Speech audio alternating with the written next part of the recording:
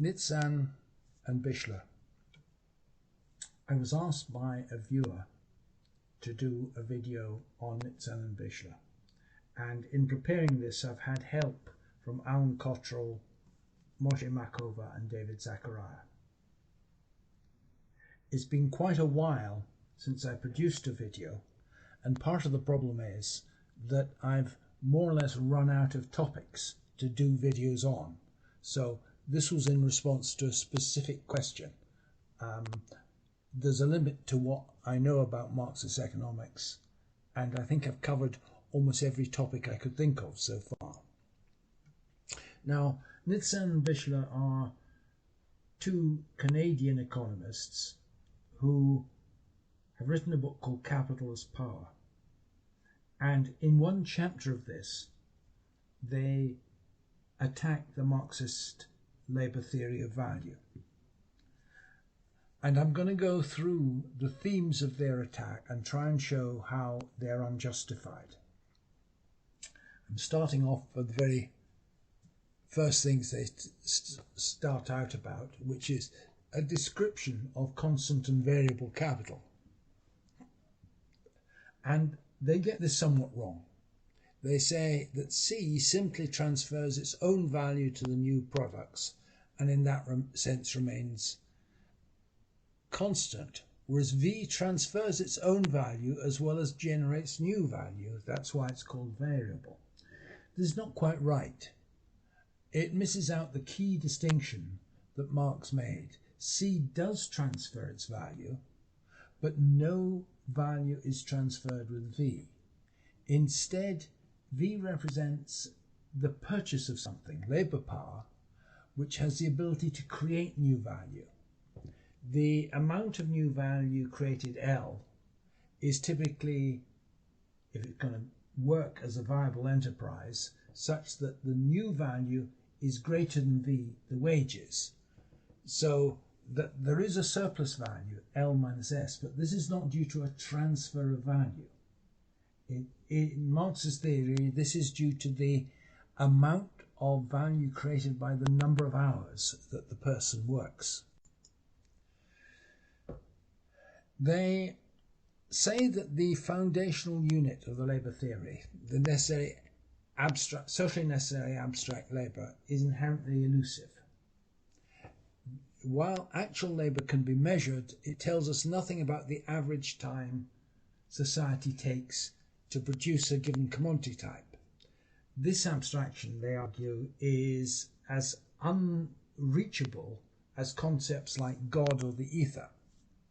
But this is an absurd objection. In all sociological studies, we're concerned with averages. For instance, you look at average height, average life expectancy, average number of children per household. And this average height of the population is the average of actual heights. But you don't say that the existence of average heights means that actual heights are unreachable. No, the average height is arrived at by recording the heights of lots of people. It is based on real measurements, something which really exists. What's the point of Marx making the distinction between average socially necessary labour time? It is that if he's looking at a number of different producers, let's say they're steel producers in the 19th century, he wants to look at the difference between the average amount expended to produce a ton of steel in that industry versus the amount an individual capitalist expends, or via his labourers expends. It's a situation where you're considering multiple producers of the same commodity type. He's saying that the value of steel is set by the average amount of labour required to meet it. But if one producer introduces a new process, like the Siemens process, which was being introduced at the latter part of Marx's life, the Siemens open hearth process, that producer can make steel with less labour on average. But since the price is regulated by the average amount of labour that's to be made, The producer that employs a Siemens process will have to pay less in wages and will make a higher rate of profits. Now, it goes on, or they go on claiming that labour is unmeasurable. The second point they make is that socially necessary labour time is counted not in heterogeneous units of concrete labour, but homogeneous units that can be added up. This is the abstract dimension. This on the right hand side in all these things, I've got them talking. On the left hand side is them talking, right hand side is me. This is the abstract dimension of the concept. The problem is that both conversions from actual to socially necessary and from concrete to abstract are difficult if not impossible to perform. They're claiming you can't convert concrete to abstract labour. And they say this is a make or break predicament, for if we can't perform these conversions, we don't have a basic unit to work with and therefore no theory at all. Well, this is just not true. It's actually very easy to do this when you come to do practical statistics. Dave Zachariah, who helped in the preparation of this, uses Swedish national statistics, which actually record the number of actual labour hours performed in each industry. And so long as he just adds up the hours spent and ignores the trade with which they are performed, you're counting person hours abstractly. This is no different from, for example, counting passenger miles when looking at public transport, where you ignore whether the passenger miles were spent on trams or buses. We abstract from the journeys and we abstract who does them and just consider the passenger miles. This form of abstraction is absolutely standard in measuring any kind of social phenomenon. It's also the same thing we use when we're considering electricity. When we're considering electricity statistics, we give it in terms of kilowatt hours. But the very fact of providing a unit of kilowatt hours abstracts from the concrete form in which electrical power was expended. Was the electrical power expended doing cooking? Was it expended operating a computer? Doesn't matter. When you're measuring electrical power in the abstract, the concrete form of expenditure of the electrical power is irrelevant. You just consider the electrical power. This is just the same kind of distinction Marx makes. And it's the same when you consider something like calorie counting. You add up the calories in your diet, ignoring whether they're in the form bread, pasta, egg, what have you. You perform an abstraction from their form, their taste, etc. All you're concerned about is the metabolic energy they concern, and provided they and whether they give enough energy to you. And this is, to use Marx's term, a real abstraction. Calorific energy really matters. If the number of calories you consume whilst doing heavy work are insufficient to cover the energy you expend in work and your basal metabolism, you'll waste away. There is a minimum amount of food, a minimum number of calories that is required to work. So calories are an abstraction, but they're a real abstraction, an abstraction that grasps part of reality, the reality of our dependence on food and its energy. It's the same with labour. The abstraction involved in labour is the same. We abstract from what task the human effort is expended on. To get abstract labour, you abstract who does it. It doesn't matter whether it's men or women, whether it's old or young, whether they are crane operators or technicians. There is in principle no reason why you can't collect this data. And as I say, the Swedish national statistics give it. And Zachariah was able to do this for his studies of the labour theory of value. If the government doesn't publish it, you can, if for example they only publish the total wage bill in each industry, you can get the number of hours worked because they often also publish the average hourly wage by industry. So using the average hourly wage in the total wage bill, you can work out how many hours were done. And that's what myself and Alan Cottrell have done or did in our very first paper on the subject. Bichler and Nitsan say that we still have to do a second step and show that the production prices of a hypothetical, perfectly competitive capitalism explain the market prices of an actually functioning capitalism, with the effect of making Marx's original value theory almost impenetrable to the laity. Well, no, you don't. They're importing rubbish about perfect competition from neoclassical economics. If you look in Marx, he doesn't talk about perfect competition. As a defender of labour values, you can, if you want, simply ignore the transformation hypothesis, as we now know it's based on a counterfactual belief that both Marx and his critics assumed, both Marx and von Barwerk assumed, that there are actually equal profit rates. We know that's bullshit. So you can just work from volume 1 of Capital, and there's no reference in volume 1 of Capital to perfect competition. Now, is the process of arriving at labour values impossible to understand for the laity? Well, that's what they're saying. Well, obviously, the laity don't actually read Capital, but let's say we're considering people who have read some economics texts, or have taken an interest in it at least.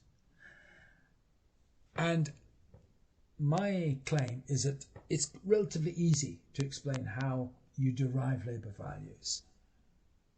I've previously lectured on how you do it using national income statistics, and I'm going to go through it again once. You start from national IO tables. I've got a picture here in the background of part of the British National IO table for 2022. What it shows is the number of pounds of input from each industry that's used to produce the output of a given industry. So this cell here, for example, says that the produce of hunting, agriculture and related services, for every pound of output that hunting produced, agriculture and hunting produced, 3 pence were spent on financial services. For every pound of output of forestry, logging and related services, 0.03 pence were spent on computer programming. So this gives you the interrelation matrix of the whole economy. Now you want to work out how much labour was used in each industry. And the first thing you need to do is compute the direct and indirect labour required to produce 1 pound of output in each industry. It doesn't give it to you directly. What it does give you is the total expenditure on wages. What the A matrix is, it gives the flow of commodities from industry I to industry J. It's a matrix, along with a row, which I'm calling L, showing labour input. It's actually usually titled compensation of employees. And a row O, a row I'm calling O, which is total money output.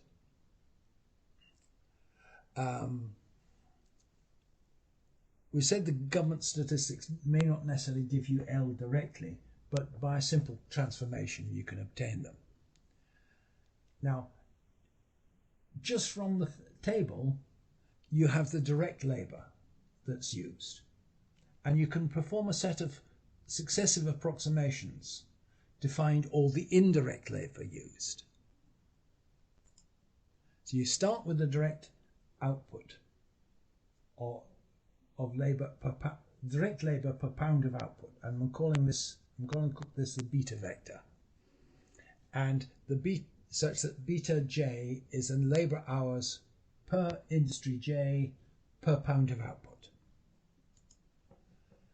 We then add the labour embodied in the inputs, and that's done by this notation here, B times the column of inputs. And we repeat this until we get a stable final beta. And the beta thing acts as a table, converting money sales to the labour that was required to make them. The analogy is like if you're doing calorie counts, you would chase back the calories in the ingredients that we use to make a meal. And the code to do it is very simple. That is actually the program I used. As you can see, it's just a few lines of code, and there is the basic multiplication that does what you want in, and mathematically that's a vector to matrix multiplication operation. I'm assuming in this program that there's a library called product A which contains the A matrix, which has been obtained from public statistics. Does the algorithm work? Each time we run the calculation, you notice that I ran it 8 times because I found by experiment that you arrive at a stable value of beta after 8 times. Each time that you run the calculation, you refine your estimate of how much labour is needed to produce 1 pound of output in each industry.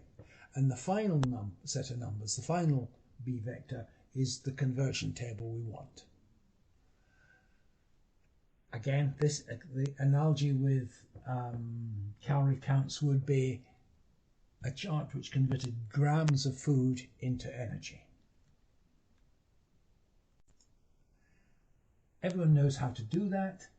That matrix product operation I was describing is exactly what you do if you are given a list of food items, number of calories they contain, and this is what you ate during the week. Well, what do you do with that? Well, you take onion rings 2 and multiply that by 2. You take chips and multiply 296 by 4, etc. That's what the computer is doing when I use that little dot. What happens after that?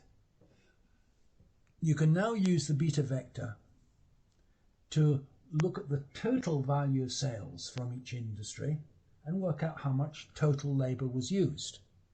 When you do that, you find I've plotted it, or rather Alan Cottrell has plotted it for me on a log-log plot, that this is the log of the labour inputs and this is the log of the money price outputs.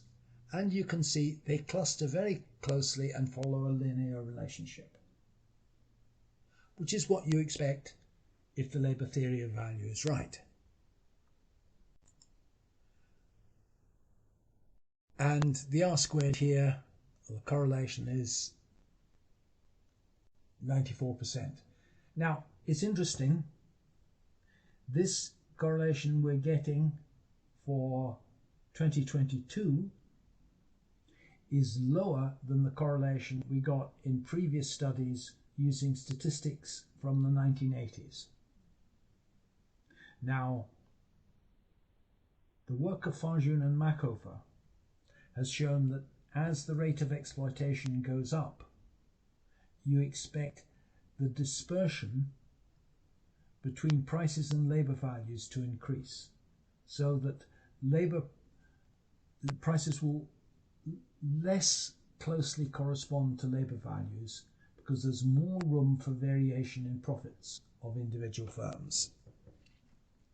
The next thing that's interesting about this is that if you plot the price to labour ratio on the y-axis against the value of an industry's output in millions of pounds, you find that most of the dispersion that you see occurs in a small number of industries which have a tiny proportion of national output, but some of them have very high price to labour input ratios. An obvious industry like that would be the oil industry, which has a... Sorry, I think I excluded the oil industry from this, but financial services, for example, don't employ much labour, but have a big turnover. Now, if you go from this, you can look at the probability that a given amount... Whoops. Excuse me, this one is... And you can't show it. Unfortunately, something has appeared in the side.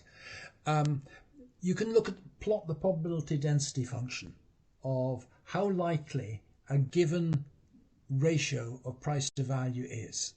And this is the probability density function we get. And this corresponds to the shape of curve that Farjun, Markova and Zachariah have put forward in their labour theory of capitalism, that it should basically be a log normal distribution. And that's what we see. So the mathematical theory of the labour theory of value is producing results very close to what we see. Though, as I say, 2022 in Britain is showing a looser fit than the studies that were done earlier in Britain or in other countries. So, what we're showing is that the labour theory of value is relatively easy to test if you've got access to national statistics and you have a computer and know how to program.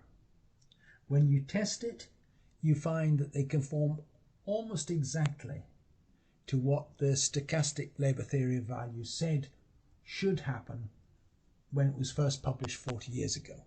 Now, although Nitzan and Bichler do cite Farjun and Markova, they completely fail to engage theoretically with it. They turn a blind eye to it. They claim that the labour theory of value depends on assumptions of perfect competition, that firms and workers must act as price takers, unable to influence prices and wages, otherwise markets will diverge arbitrarily. Nitzan and Bichler claim that Marxists require the free mobility of capital and labour across industries to equalise profit rates. This is just deliberately ignoring research that has gone on over the last 40 years or so, which shows that the law of value arises from very general statistical considerations of capitalism, none of which rely on ideas from neoclassical economics like perfect competition.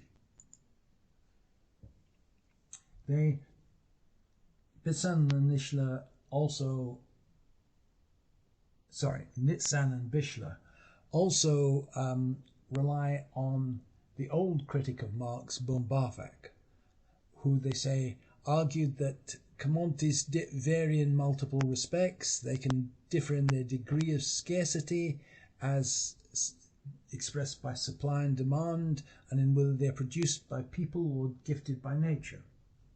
Well, in Marxist economics, we look at scarcity in two different senses. There is something which is contingent scarcity. For example, there's been cyber attacks on a series of British retail chains recently, and now a cyber attack on Land Rover.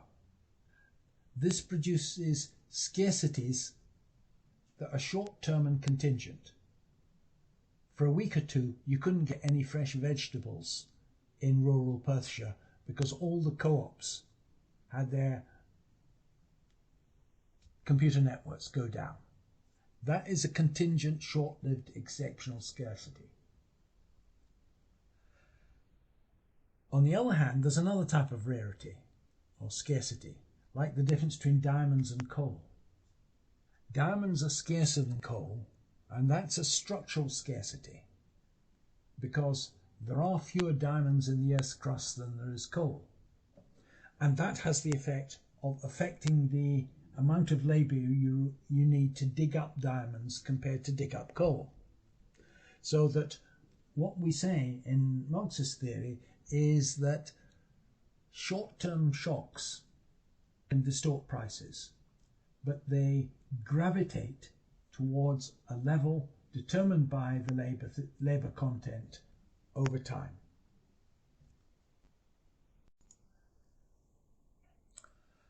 Another thing from von Bauwerk is what they call temporal structure of production and consumption,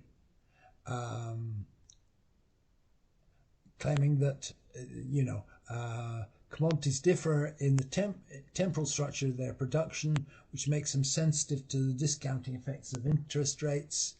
Unlike the neoclassicals, who translate such factors into the language of utility, Marxists exclude them from their explanation. I mean, I don't know what world he's living in. The claim is nonsense. The whole debate about the transformation problem is about this.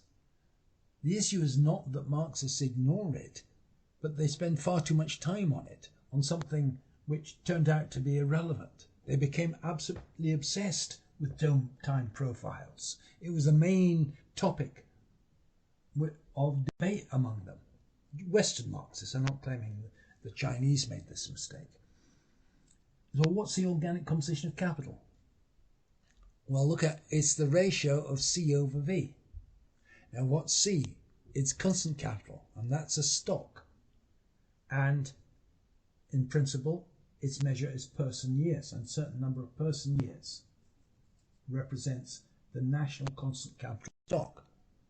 Variable capital, on the other hand, is a flow, and it is person years labour expended per year. And therefore, if you divide through, the years cancel out and its dimension is persons. So C over V is person years divided by persons. So it comes out with dimension time, years. So the organic composition of capital is just a way of expressing time. It's a way of expressing the time profile of production. So far from being something that's not considered by Marx, it's absolutely central to Marx's theory of the rate of profit. What was the issue of the transformation problem? It was how you could build a consistent model of prices, taking this time dimension into account, and taking R, the rate of profit or the discount rate, into account. The two things that they say Marxists ignore. The problem was it made a false assumption about a uniform discount rate or rate of return across sectors. But that's not to say that people weren't concerned with it. They put huge efforts into trying to understand it.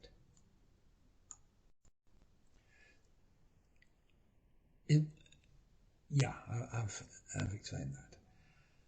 They claim that the labour theory is practically useless for the study of actual prices and accumulation. Well, that's just nonsense. We, that's to say the four of us who've participated in this and other Marxist economists, have published loads of empirical results, which anyone can find on Google Scholar. He says the labour theory of value is logically weightless. As it stands, there's nothing in the theory to tell us whether labour values explain 1% of prices or 99% of prices or anything in between. Now this is again just nonsense. The labour theory of value, as taken up by Marx, had previously been explained by Ricardo in his Principles of Political Economy and in Chapter 1 of his Principles. He attempted to quantify the extent to which relative prices are determined by labour time versus other factors. And Ricardo's calculations were that he expected roughly 93% of the variation in prices to be caused by variations in labour. So right from the very beginning of the labour theory of value, economists proposing it have given estimates of how accurate it is going to be. Papers since then, when the empirical papers started coming out in the late 80s, showed that Ricardo was right. If anything, for most economies, the predictive power is somewhat better than Ricardo estimated. They also recycle an argument by Kleeman that empirical Marxist work is correlating total output value in each industry with total labour content rather than the money value of commodity X with the labour content of commodity X. That it's not looking at unit prices. And Kleeman and them say that the correlations we get are spurious correlations driven by industry sizes. But let's look at some of the industries. I'm going to give three objections to this. The first one is to say unit prices would be meaningless. Let's look at some of the categories in the IO table. Processed and preserved fish, crustaceans, mollusks, fruit and vegetables is one industry. Vegetable and animal oils and fats is another. Dairy products is another. Grain mill products, starches and starch products. Okay, these are heterogeneous groups. Each one of them is a heterogeneous group. You can't talk of the unit price of dairy products. You can talk of the unit price of Tesco low-fat Greek yogurt. You can talk about the unit price of a 2-litre bottle of milk. But the data we have are aggregate data. So unit prices don't make any sense in this context. Second, unit prices are not what's relevant. We're testing the labour theory of value. We're seeing if value is being created by labour time. It doesn't matter either to Marx or investors what the packet size that the output is sold in, and thus what prices they're sold in. What is relevant is the relationship between the money that the capitalist gets and the labour that was required to make them. For instance, let's be very rough with corn mill products, starches and starch products. The unit price will vary whether those are sold by the pound, the kilo or the 20-kilo bag. But this is not relevant to the industry or to the theory of value. All that's relevant is how much value in total comes from the expenditure of the labour that goes into making all those products.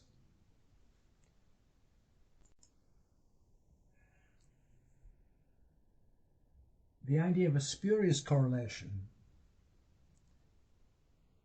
depends on something being caused by a third factor.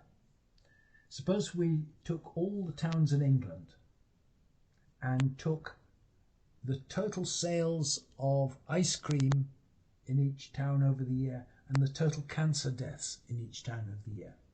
We would find there was a strong correlation between total money spent on ice cream and the total cancer deaths in each town. But this is not because ice cream is causing cancer. It's obviously because the towns are very different sizes, and big towns will have more cancer deaths and buy more ice cream. So that's the third factor. That's what we mean in statistics by a spurious correlation. But let's look at IO tables here. Let's take two industries here, remediation services and waste management, or construction. Now, is construction bigger than remediation? It's easy to see it is. Construction has a total output of 380,000 million. The remediation services and waste management has a total value of output of 1,115 million. Clearly a much smaller industry. But it's smaller in two senses. It's smaller in the sense that it sells less, and it's also smaller in the fewer people employed. It only spent 234 million on wages, whereas construction spent 57 billion on wages. There are a lot more people in construction than there are in remediation and waste management. So these are the real things we're interested in. They're not spurious. There isn't an independent measure of size that causes both results. The measure of size that Kleeman and B&M are on about can either be employment or sales of output, but it's not a third factor. They say studies of the labour theory of value often assume what the theory is meant to produce by treating wages as the proxies for labour value, equating wage profit ratios with value ratios, and linking capital value to its monetary costs. Well, this is again wrong.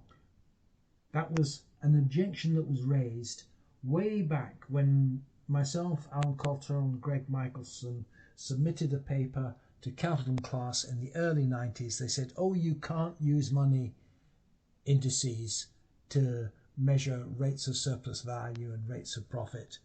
These are unmeasurable because they're supposed to be expressed in terms of value. That was why we did our first study using IO tables to show that monetary quantities and labour quantities were extremely closely correlated, so that it was perfectly valid in looking over the long historical period to take monetary proxies as measures for what Marx was talking about. We don't beg the question. Nitzan and Bichler misunderstood the empirical procedure. The clearest example is in Zacharias' Swedish data, which takes direct figures in thousands of person years per industry, requiring no theoretical assumptions. In our early 90s paper for the UK, we derived total hours by dividing wage bills by the mean hourly wage rate in each industry. So we get direct labour. We don't use a monetary substitute for it. They complain that we don't deal with depreciated constant capital. Well, input-output tables already deal with that. The replacement constant capital appears as a flow in the tables, and the conversion from monetary to labour values is handled by the iterative algorithm I showed you. And this is taking into account the flow of constant capital and converting it into labour time. That's what you're doing in the IO table. The method is empirical, and it's not circular, it's recursive. It's a recursive procedure that converges on the answer, and it tests the labour theory of value using national statistics and recursive computation. And contrary to Nitzan and Bichler, we don't assume what we were going out to prove. The whole reason we set out on this exercise in the early 90s was to show that it was perfectly valid to take monetary quantities from the national income accounts and treat them as equivalent to the quantities Marx was talking about.